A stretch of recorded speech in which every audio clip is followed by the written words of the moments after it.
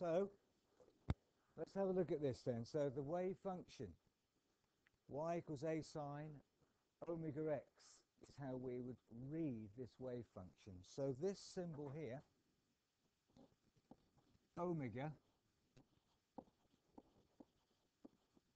so it's like a curly W. It's not W, it's sort of like, you know, it looks like this, sort of curls in on itself, omega,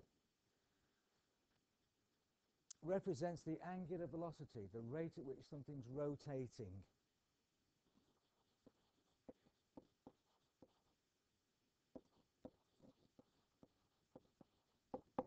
And we talked about this sort of stuff last year in Unit 4.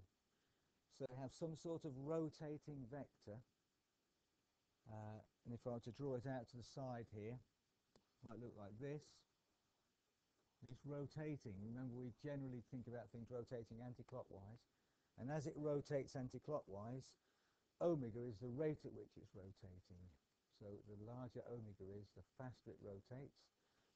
And if we plot what happens in the y direction, for example, up and down as this thing rotates, what's going on in this y plane, that follows this sine wave. I think you can predict what it would happen if I plotted a sine wave on autograph. I'd get that familiar trace, yeah.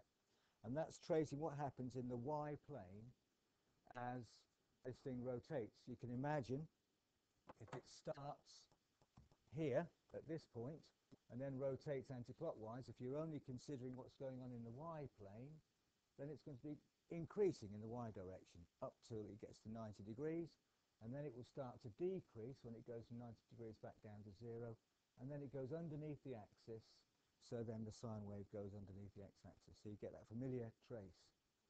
So omega is the rate at which this thing rotates.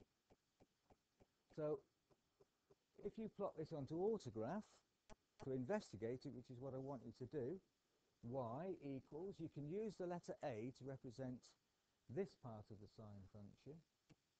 It doesn't take on board capital letters, so you just put in the letter a, lowercase a, and that will represent it.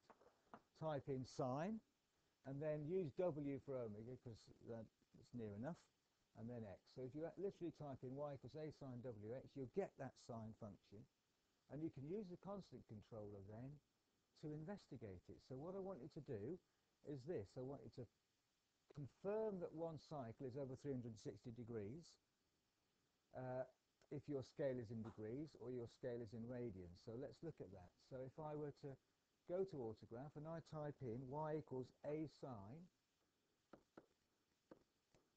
wx or omega x, using this constant controller, which you can't see at the moment, but it's up here somewhere, what does it set a and w to be initially? Right, so initially you'll have a and w equal to 1, and you get the sine wave. If I use these buttons here, I can change.